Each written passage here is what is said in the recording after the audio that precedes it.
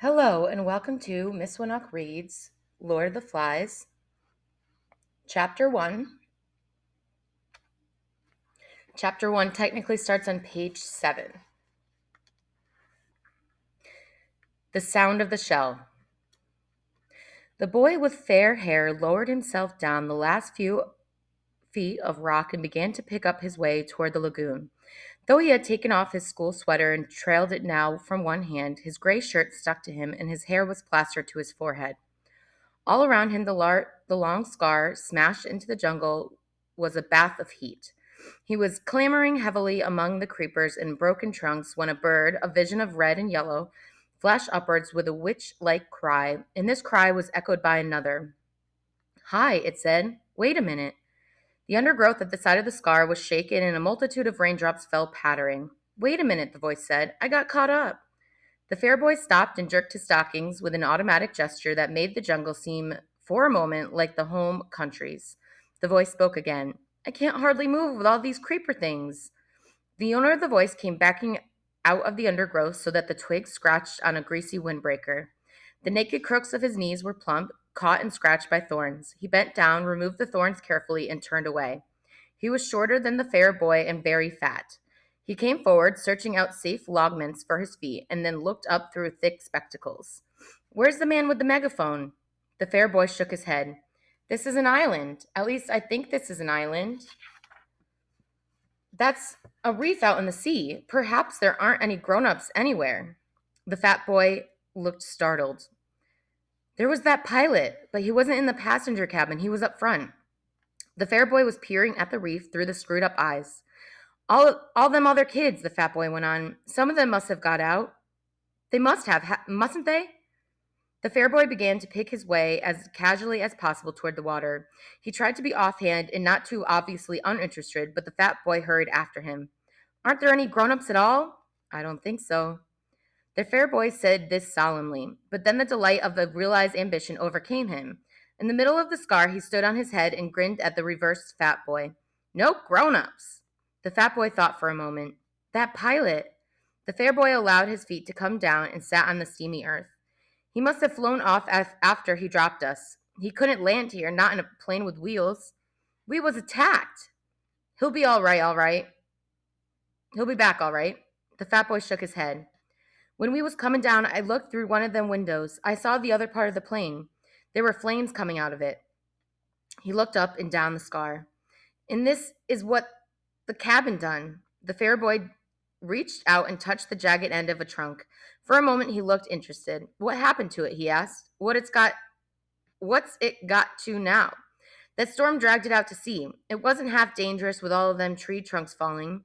There must have been some kids still in it." He hesitated for a moment, then spoke again. "What's your name?" "Ralph." The fat boy waited to be asked his name in turn, but this proffer of acquaintance was not made. The fair boy called Ralph smiled vaguely, stood up, and began to make his way once more toward the lagoon. The fat boy hung steadily at his shoulder. "I expect there's a lot more of us scattered about. You haven't seen any others, have you?" Ralph shook his head and increased his speed. Then he tripped over a branch and came down with a crash. The fat boy stood by him, breathing hard. "My auntie told me not to run," he explained, "on account of my asthma." "Asthma?" "That's right, can't catch my breath. I was the only boy in our school that had asthma," said the fat boy with a touch of pride, "and I've been wearing specs since I was 3." He took off his glasses and held them out to Ralph, blinking and smiling, then started to wipe them against his grubby windbreaker. An expression of pain and inward concentration altered the pale contours of his face. He smeared the sweat from his cheeks and quickly adjusted the spectacles on his nose. "Them fruit." He glanced around the scar. "Them fruit," he said. "I expect—" He put on his glasses, waded away from Ralph, and crouched down among the tangled foliage. "I'll be out again in just a moment." Ralph disentangled himself cautiously and stole away through the branches. In a few seconds, the fat boy's grunts were behind him, and he was hurrying toward the screen that still lay between him and the lagoon. He climbed over the broken trunk and was out of the jungle. The shore was fledged with palm trees. These stood or leaned or reclined against the light, and their green feathers were 100 feet up in the air. The ground beneath them was a bank covered with coarse grass, torn everywhere by the upheavals of fallen trees, scattered with the decaying coconuts and palm saplings. Behind this was the darkness of the forest proper and the open space of the scar. Ralph stood, one hand against a gray trunk, and screwed up his eyes against the shimmering water. Out there, perhaps a mile away, the white surf flicked on a coral reef, and beyond that, the open sea was dark blue. Within the irregular arc of coral, and the lagoon was still as a mountain lake, blue of all shades and shadowy green and purple. The beach between the palm terrace and the water was a thin stick, endless apparently, for to Ralph's left perspectives of palm and beach and water drew to a point at infinity, and always, almost visible, was the heat. He jumped down from the terrace. The sand was thick over his black shoes, and the heat hit him. He became conscious of the weight of his clothes, kicked his shoes off fiercely, and ripped off each stocking with its elastic garter in its single movement. Then he leapt back on the terrace, pulled off his shirt, and stood there among the skull-like coconuts with green shadows from the palms and the forest sliding over his skin.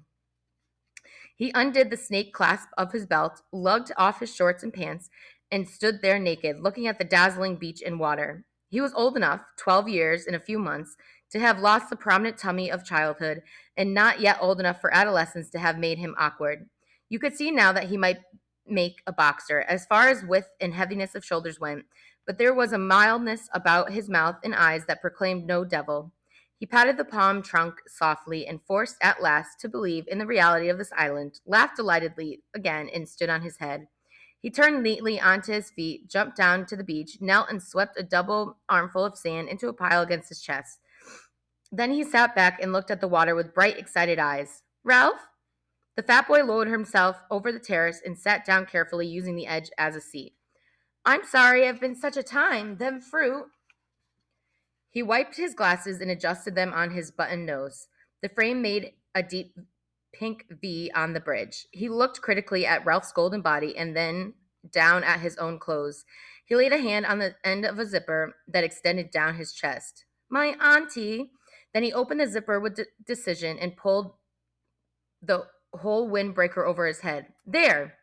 Ralph looked at him sidelong and said nothing. "I expect we'll want to know all their names," said the fat boy, "and make a list. We ought to have a meeting." Ralph did not take the hint, so the fat boy was forced to continue. "I don't care what they call me," he said confidently, "so as long as they don't call me what they used to call me at school." Ralph was faintly interested. What was that? The fat boy glanced over his shoulder, then leaned toward Ralph. He whispered, "They used to call me Piggy."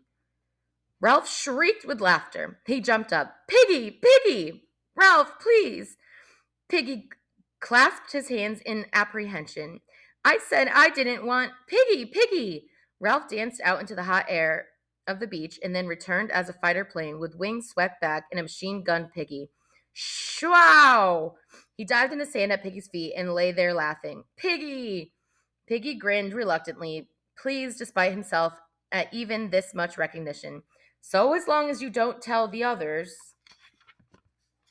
Ralph giggled in the sand. The expression of pain and concentration returned to Piggy's face. "Half a sec." He hastened back into the forest. Ralph stood up and trotted along to the right. Here the beach was interrupted abruptly by a square motif of the landscape, a great platform of pink granite thrust up uncompromisingly through forest and terrace and sand and lagoon to make a raised jetty 4 feet high. The top of this was covered with a thin layer of soil and coarse grass and shaded with young palm trees. There was not enough soil for them to grow any height, and when they reached perhaps 20 feet, they fell and dried, forming a crisscross pattern of trunks, very convenient to sit on.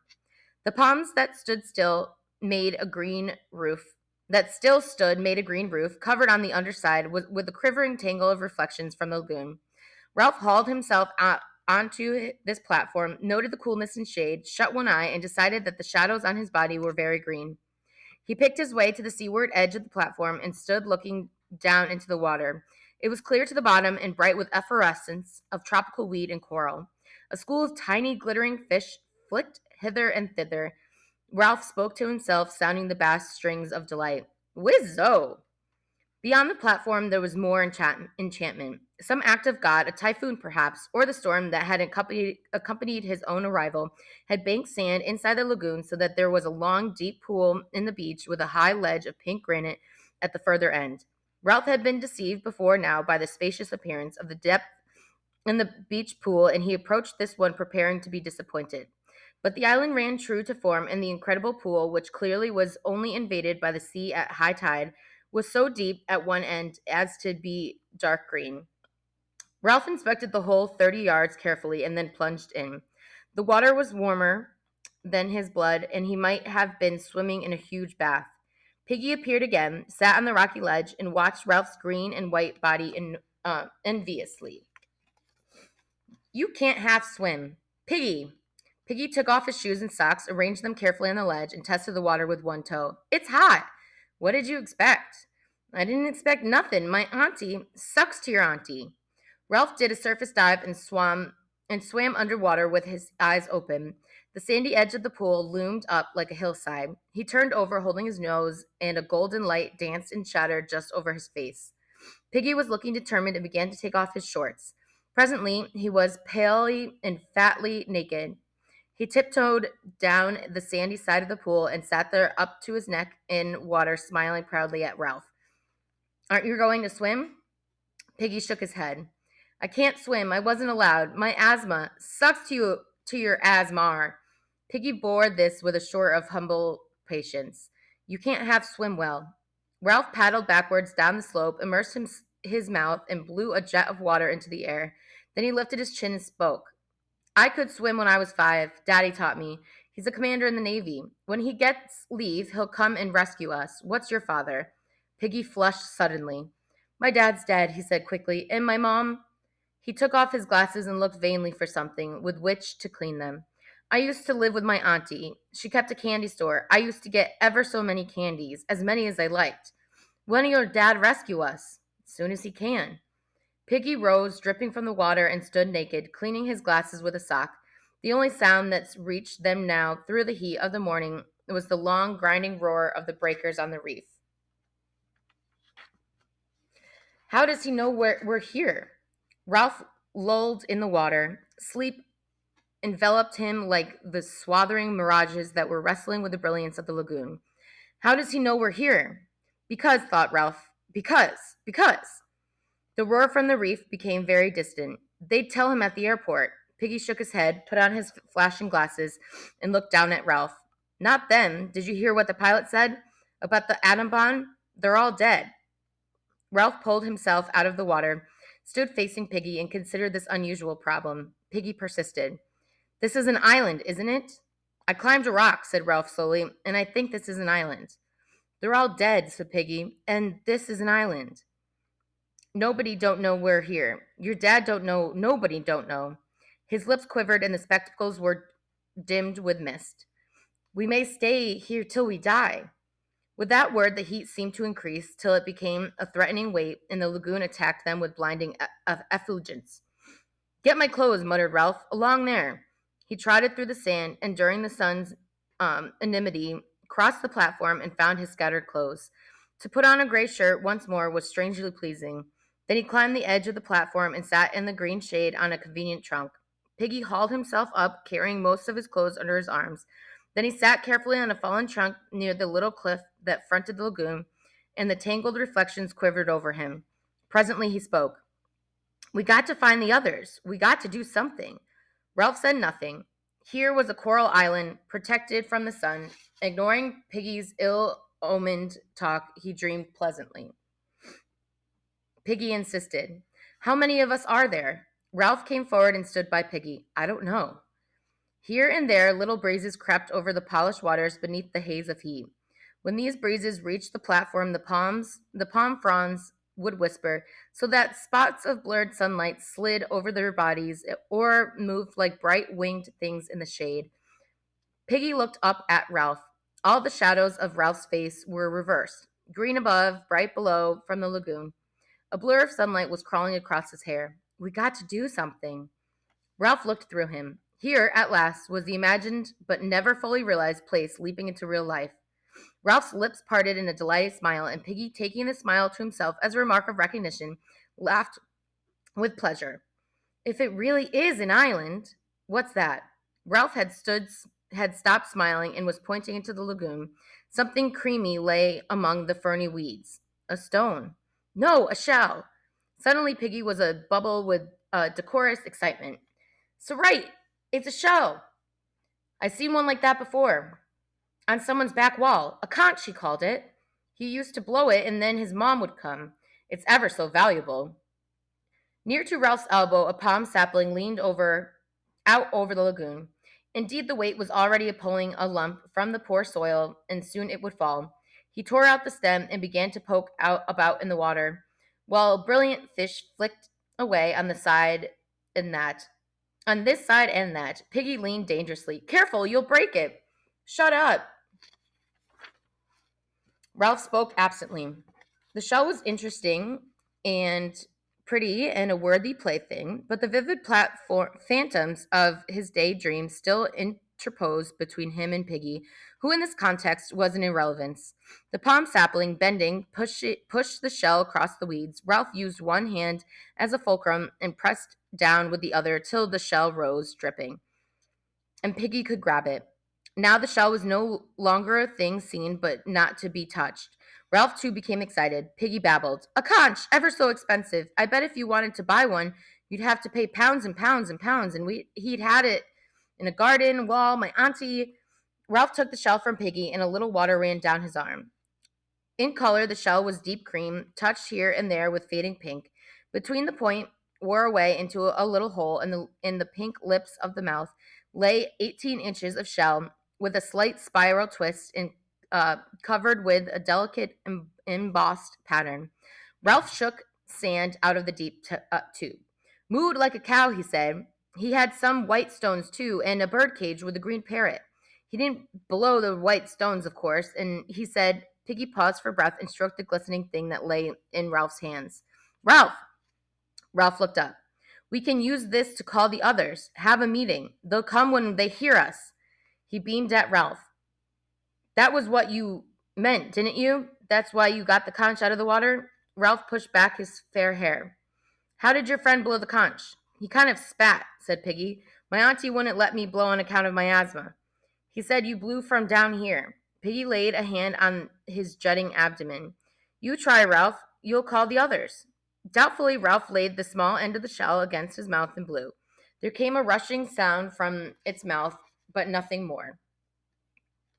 Ralph wiped the salt water off his lips and tried again, but the shell remained silent. He kind of spat. Ralph pursed his lips and squirted water into the shell, which emitted a low farting noise. This amused both boys so much that Ralph went on squirting for some minutes between bouts of laughter. He blew from down here. Ralph grasped the idea and hit the shell with air from his diaphragm. Immediately the thing sounded. A deep, harsh note boomed under the palms, spread through the intricacies of the forest, and echoed back from the pink granite of the mountain. Clouds of birds rose from the treetops, and something squealed and ran in the undergrowth. Ralph took the shell away from his lips. Gosh! His ordinary voice sounded like a whisper after the harsh noise of the conch. He laid the conch against his lips, took a deep breath, and blew once more. The note boomed again, and then at his firmer pressure, the note, fluking up an octave, became a strident blare, more penetrating than before. Piggy was shouting something, his face pleased, his glasses flashing. The birds cried, small animals scuttered. Ralph's breath failed. The note dropped the octave, became a low wubber, was a rush of air. The conch was silent, a gleaming tusk. Ralph's face was dark with breathlessness, and the air over the island was full of bird clamor and echoes ringing. I bet you can hear that for miles. Ralph found his breath and blew a series of short blasts. Piggy exclaimed, There's one! A child had appeared among the palms, about 100 yards along the beach. He was a boy of perhaps 6 years, sturdy and fair, his clothes torn, his face covered with a sticky mess of fruit. His trousers had been lowered for an obvious purpose and had only been pulled back halfway. He jumped off the palm terrace into the sand, and his trousers fell about his ankles. He stepped out of them and trotted to the platform. Piggy helped him up. Meanwhile, Ralph continued to blow till voices shouted in the forest. The small boy squatted in front of Ralph, looking up brightly and vertically. As he received the reassurance of something purposeful being done, he began to look satisfied, and his only clean digit, a pink thumb, slid into his mouth. Piggy leaned down to him. What's your name? Johnny. Piggy muttered his name to himself and then shouted it to Ralph, who was not interested because he was still blowing. His face was dark with a violent pleasure of making this stupendous noise, and his heart was making the stretched shirt shake. The shouting in the forest was nearer. Signs of life were visible now on the beach. The sand, trembling beneath the heat haze, concealed many figures in its miles of length. Boys were making their way toward the platform through the hot, dumb sand. Three small children, no older than Johnny, appeared from startlingly close at hand, where they had been gorging fruit in the forest. A dark little boy, not much older than Piggy, parted a tangle of undergrowth, walked on to the platform, and smiled cheerfully at everybody. More and more of them came, taking their cue from the innocent Johnny. They sat down on the platform, on the fallen palm trunks, and waited. Ralph continued to blow short, penetrating blasts. Piggy moved among the crowd, asking names and frowning to remember them. The children gave him the same simple obedience that they had given the men with the megaphones. Some were naked and carrying their clothes, others half naked or more or less dressed in school uniforms, gray, blue, fawn, jacketed or jerseyed. There were badges,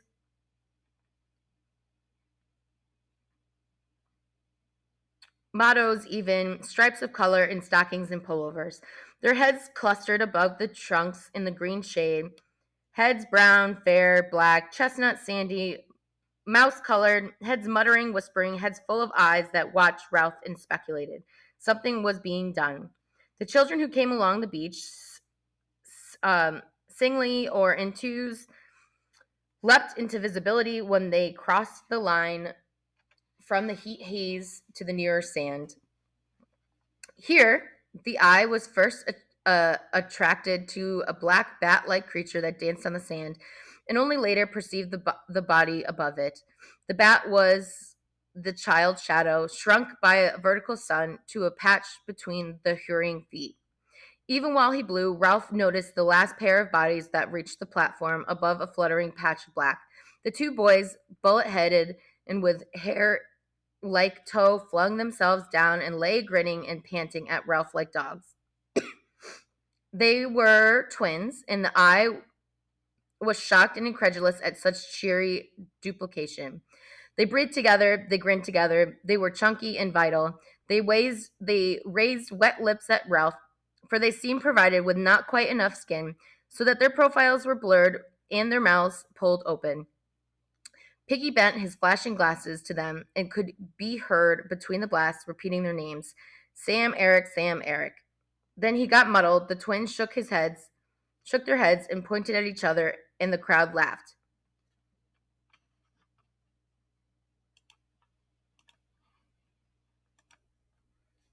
At last, Ralph ceased to blow and sat there, the conch trailing from one hand, his head bowed on his knees. As the echoes died away, so did the laughter, and there was silence. Within the diamond haze of the beach, something dark was fumbling along. Ralph saw it first and watched till the intensities of his gaze drew all eyes that way. Then the creature stepped from mirage onto the clear sand, and they saw that the darkness was not all shadow but mostly clothing. The creature was a party of boys, marching approximately in step in two parallel lines, dressed in strangely eccentric clothing. Shorts, shirts, and different garments they carried in their hands, but each boy wore a square black cap with a silver badge on it. Their bodies, from throat to ankle, were hidden by black cloaks, which bore a long silver cross on the left breast. And each neck was finished off with a ham bone frill. The heat of the tropics, the descent, the search for food, and now this sweaty march along the blazing beach had given them the complexions of newly washed plums.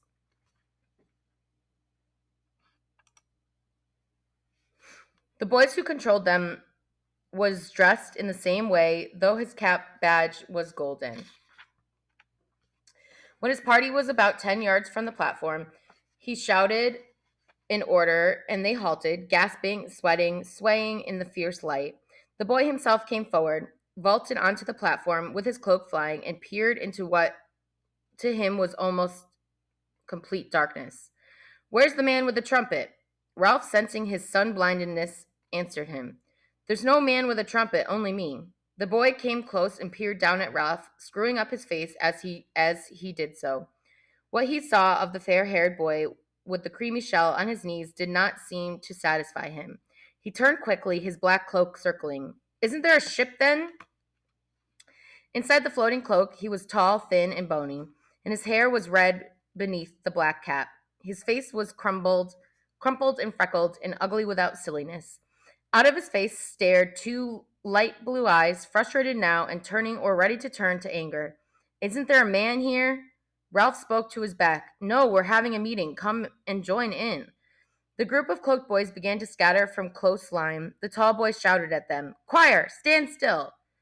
Warily obedient, the choir huddled into a line and stood there, swaying in the sun. Nonetheless, some began to protest faintly. But, Meridew, please, Meridew, can't we?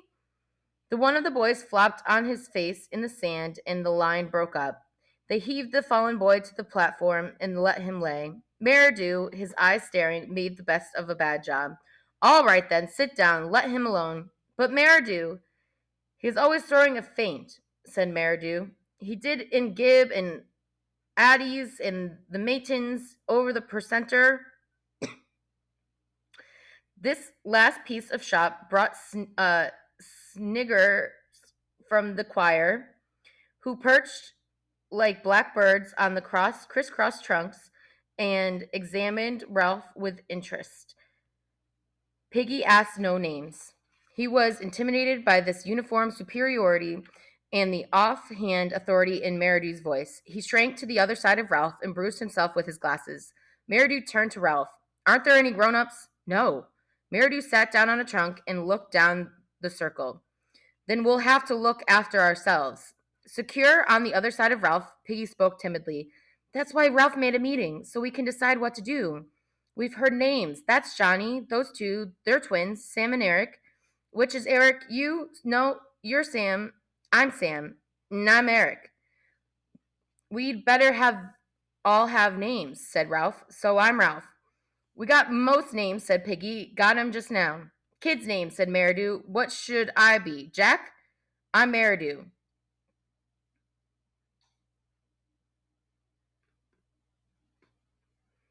Kid's name, said Meridew. Why should I be Jack? I'm Meridew. Ralph turned to him quickly.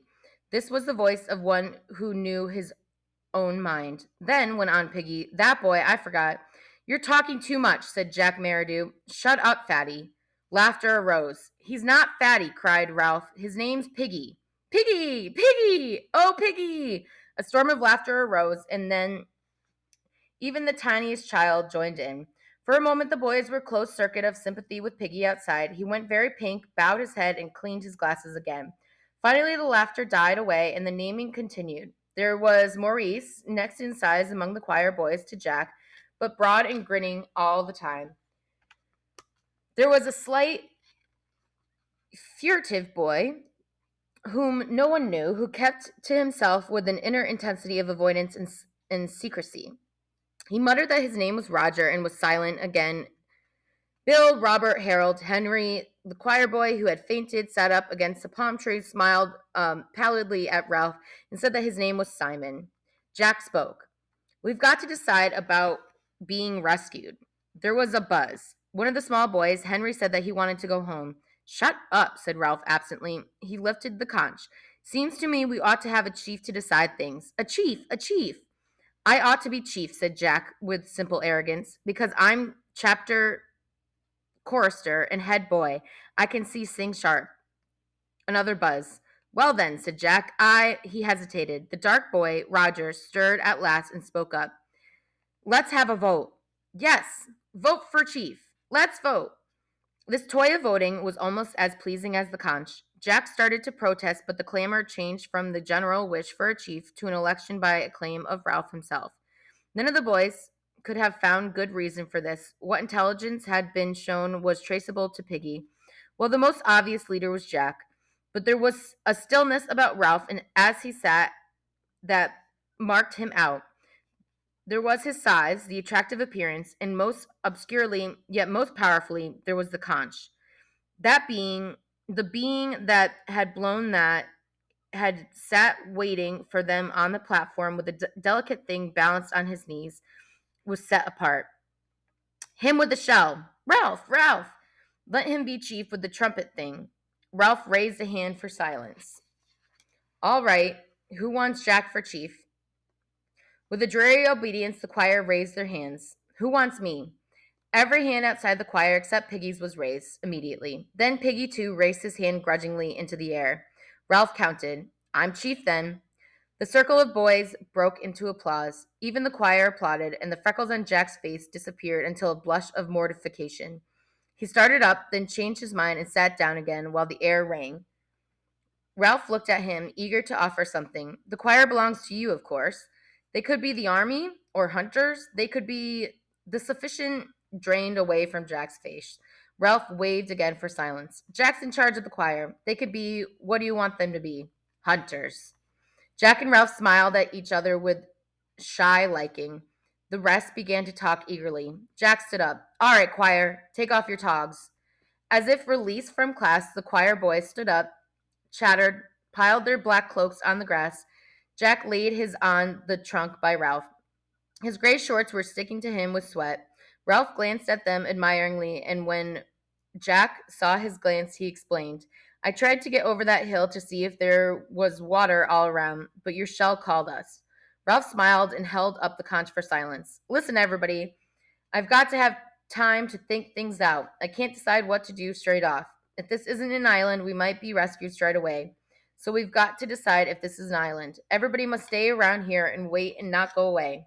Three of us, if we take more, we'd get all mixed and lose each other. Three of us will go on an expedition and find out. I'll go and Jack and he looked around the circle of eager faces. There was no lack of boys to be chosen from. And Simon.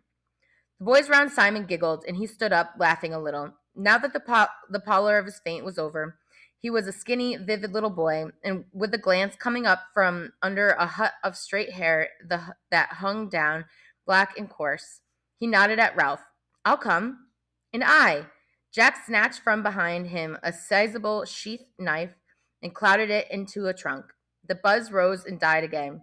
Piggy stirred. I'll come. Ralph turned to him. You're no good on a job like this. All the same, we don't want you, said Jack flatly. Three's enough. Piggy's glasses flashed. I was with him when he found the conch. I was with him before anyone else was. Jack and the others paid no attention. There was a general dispersal. Ralph, Jack, and Simon jumped off the platform and walked along the sand past the bathing pool. Piggy hung, bumbling behind them. If Simon walks in the middle of us, said Ralph, then he could talk over his head. Then we could talk over his head. The three of them fell into step. This meant that every now and then Simon had to do a double shuffle to catch up with them. Presently, Ralph stopped and turned back to Piggy. Look. Jack and Simon pretending to notice nothing. They walked on. You can't come. Piggy's glasses were misted again, this time with humiliation. You told him after what I said. His face flushed, his mouth trembled. After I said I didn't want... What on earth are you talking about? About being called Piggy. I said I didn't care as long as they didn't call me Piggy, and I said not to tell them, and then you went and said straight out. Stillness descended on them. Ralph, looking with more understanding at Piggy, saw that he was hurt and crushed. He hovered between the two courses of apology or further insult. Better Piggy than Fatty, he said at last, with the directness of genuine leadership. And anyway, I'm sorry if you feel that. Now go back, Piggy, and take names. That's your job. So long. He turned and raced after the other two. Piggy stood in the rows of indignation faded slowly from his cheeks. He went back to the platform. The three boys walked briskly on the sand. The tide was low, and there was a strip of weed-strewn beach that was almost as firm as the road. A kind of glamour was spread over them and the scene, and they were conscious of the glamour and made happy by it. They turned to each other, laughing excitedly, talking, not listening. The air was bright. Ralph, faced by the task of translating all this into an explanation, stood on his head and fell over. When they had done laughing, Simon stroked Ralph's arm shyly, and they had to laugh again. Come on, said Jack presently. We're explorers. We'll go to the end of the island, said Ralph, and look around the corner. If it is an island. Now toward the end of the afternoon, the mirages were settling a little. They found the end of the island quite distinct and not magicked out of shape or sense. There was a jumble of the usual squareness, and with one great block sitting out on the lagoon, seabirds were nesting there. Like icing, said Ralph, on a pink cake. We shan't see around this corner, said Jack, because there isn't one. Only a slow curve, and you can see the rocks get worse. Ralph shaded his eyes and followed the jagged outline of the crags up toward the mountain. This part of the beach was nearer the mountain than any other that they had seen. We'll try climbing the mountain from here, he said. I should think that this is the easiest way. There's less of that jungly stuff and more pink rock. Come on. The three boys began to scramble up. Some unknown force had wrenched and shattered these cubes so that they lay askew, often piled diminishingly on each other. The most usual feature of the rock was a pink cliff surmounted by a skewed block, and that again surmounted, and that again, till the pinkness became a stack of balanced rock projecting through the looped fantasy of the forest creepers. Where the pink cliffs rose out of the ground, there were often narrow tracks winding upwards. They could edge along them, deep in the plant world, their faces to the rock. What made this track? Jack paused, wiping the sweat from his face. Ralph stood by him, breathless. Men? Jack shook his head. Animals. Ralph peered into the darkness under the trees. The forest minutely vibrated. Come on. The difficulty was not the steep ascent round the shoulders of the rock, but the occasional plunges through the undergrowth to get to the next path. Here the roots and the stems and creepers were in such tangles that the boys had to thread through them like pliant needles. Their only guide, apart from the brown ground and occasional flashes of light through the foliage, was the tendency of slope. Whether this hole, laced as it was with the cables of creeper, stood higher than that. Somehow they moved up. Immersed in these tangles, at perhaps their most difficult moment, Ralph turned with shining eyes to the others. Wacko! Wizard! Smashing! The cause of their pleasure was not obvious. All three were hot, dirty, and exhausted. Ralph was badly scratched. The creepers were as thick as their thighs and left little but tunnels for further penetration. Ralph shouted experimentally, and they listened to the muted echoes. This is real exploring, said Jack. I bet nobody's been here before. We ought to draw a map, said Ralph, only we haven't any paper. We could make scratches on bark, said Simon. Rub black stuff in. Again came the solemn communion of shining eyes in the gloom. Wacko, wizard. There was no place for standing on one's head. This time Ralph expressed the intensity of his emotion by pretending to knock Simon down, and soon they were a happy, heaving pile in the under dusk. When they had fallen apart, Ralph spoke first. Got to get on. The pink granite of the next cliff was further back from the creepers and the trees so that they could trot up the path. This again led into more open forest so that they had a glimpse of the spread sea. With openness came the sun, and it dried the sweat that had soaked their clothes in the dark, damp heat. At last, the way to the top looked like a scramble over pink rock with no more plunging through darkness. The boys chose their way through the defiles over the heaps of sharp stone. Look, look! High over this end of the island, the shattered rocks lifted up their stacks and chimneys. This one, against which Jack leaned, moved with a grating sound when they pushed. Come on! But not come on to the top. The assault on the summit must wait while the three boys accepted this challenge.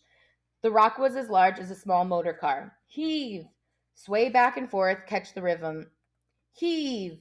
Increase the swing of the pendulum. Increase, increase. Come up and bear against the point of furthest balance. Increase, increase. Heave! The great rock loitered, poised on one toe, decided not to return, moved through the air, fell, struck, turned over, leapt, droning through the air, and smashed a deep hole in a canopy of the forest. Echoes and birds flew, white and pink dust floated. The forest further down shook as with the passage of the enraged monster, and then the island was still. Wacko! Like a bomb. Wee-ay-o! Not for 5 minutes could they drag themselves away from this triumph, but they left at last. The way to the top was easy after that. As they reached the last stretch, Ralph stopped. Golly! They were on the lip of a circular hollow in the side of the mountain. This was filled with a blue flower, a rock plant of some sort, and the overflow hung down the vent and spilled lavishly among the canopy of the forest. The air was thick with butterflies, lifting, fluttering, settling. Beyond the hollow was the square top of the mountain, and soon they were standing on it. They had guessed before that this was an island, clambering among the pink rocks with the sea on either side and the crystal heights of air. They had known by some instinct that the sea lay on either side. But there seemed something more fitting in leaving that last word till they stood on the top and could see a circular horizon of water. Ralph turned to the others. This belongs to us. It was roughly boat shaped, humped near this end, with behind them the jumbled descent to the shore. On either side, rocks, cliffs, treetops, and a steep slope. Forward there, the length of the boat, a tamer descent, tree clad with hints of pink, and then the jungly flat of this island, dense green, but drawn at the end of the pink tail. There, where the island petered out in the water, was another island, a rock almost detached, standing like a fort, facing them across the green with one bold pink bastion. The boys surveyed all this, then looked out to sea. They were high up and the afternoon had advanced. The view was not rubbed by off sharpness by mirage.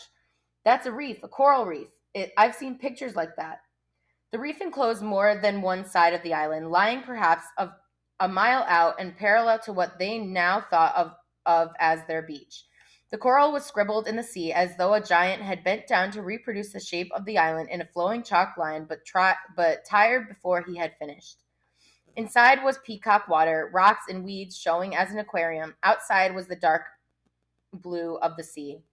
The tide was running so that the long streaks of foam tailed away from the reef, and for a moment they felt that the boat was moving steadily astern. Jack pointed down. That's where we landed. Beyond falls and cliffs, there was a gash visible in the trees. There were the splintered trunks and then the drag, leaving only a fringe of palm between the scar and the sea. There, too, jutting into the lagoon, was the platform, with insect-like figures moving near it. Ralph sketched a twining line from the bald spot onto which they stood down a slope, a gully through flowers, round and down to the rock where the scar started. That's the quickest way back. Eyes shining, mouths open, triumphant. They savored the right of domination. They were lifted up. We're friends. There's no village, Smoke, and no boats, said Ralph wisely. We'll make sure later, but I think it's uninhabited. We'll get food, cried Jack. Hunt, catch things until they fetch us. Simon looked at them both, saying nothing but nodding till his black hair flapped backwards and forwards. His face was glowing. Ralph looked down the other way where there was no reef. Steeper, said Jack. Ralph made a cupping gesture. That bit of forest down there, the mountain holds it up. Every point of the mountain held up trees, flowers and trees. Now the forest stirred, roared, flailed. The nearer acres of rock flowers fluttered, and for half a minute the breeze blew cool on their faces. Ralph spread his arms. All ours. They laughed and tumbled and shouted on the mountain. I'm hungry. When Simon mentioned his hunger, the others became aware of theirs. Come on, said Ralph. We've found out what we wanted to know. They scrambled down a rock slope, dropped among flowers, and made their way under the trees. Here they paused and examined the bushes round them curiously. Simon spoke first. Like candles, candle bushes, candle buds. The bushes were dark, evergreen, and aromatic, and the many buds were waxen green and folded up against the light. Jack slashed at one with his knife, and the scent spilled over them. Candle buds. You couldn't light them, said Ralph. They just look like candles. Green candles, said Jack contemptuously. We can't eat them. Come on. They were in the beginning of the thick forest, plunking with weary feet on the track, when they heard the noises, squeakings, and the hard strike of hoofs on a path. As they pushed forward, the squeaking increased till they became a frenzy. They found a piglet caught in a curtain of creepers, throwing itself at the elastic traces in all the madness of extreme terror. Its voice was thin, needle-sharp, and insistent. The three boys rushed forward, and Jack drew his knife again with a flourish. He raised his arm in the air. There came a pause, a hiatus. The pig continued to scream, and the creepers to jerk. and the blade continued to flash at the end of a bony arm. The pause was only long enough for them to understand what an enormity the downward stroke would be. Then the piglet tore loose from the creepers and scurried into the undergrowth. They were left looking at each other in the place of the terror. Jack's face was white under the freckles. He noticed that he still held the knife aloft and brought his arm down, replacing the blade in the sheath. Then they all three laughed ashamedly and began to climb back to the track. I was choosing a place, said Jack. I was just waiting for a moment to decide where to stab him. You should stick a pig, said Ralph fiercely. They always talk about sticking a pig. You cut a pig's throat to let blood out, said Jack. Otherwise, you can't eat the meat. Why didn't you? They knew very well why he hadn't, because of the enormity of the knife descending and cutting into living flesh, because of the unbearable blood. I was going to, said Jack. He was ahead of them, and they could not see his face. I was choosing a place. Next time. He snatched the knife out of his sheath and slammed it into a tree trunk. Next time there would be no mercy. He looked round fiercely, daring them to contradict. Then they broke out into a sunlight, and for a while they were busy finding and devouring food as they moved down the scar toward the platform and the meeting.